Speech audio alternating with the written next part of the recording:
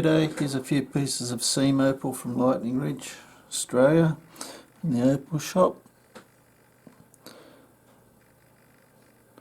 Black material,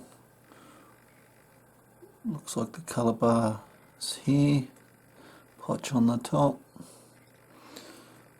Second bit, pinks and reds, showing there the red.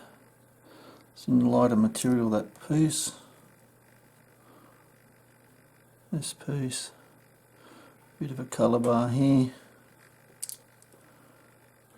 This is very bright, whether it cuts or not. It's sandy sort of piece of material. Beautiful colours there.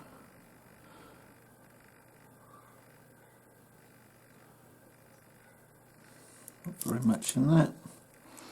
This piece, colours on the top there, very thin bar, but it's on black.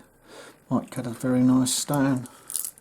Anyway, got an idea. Cheers.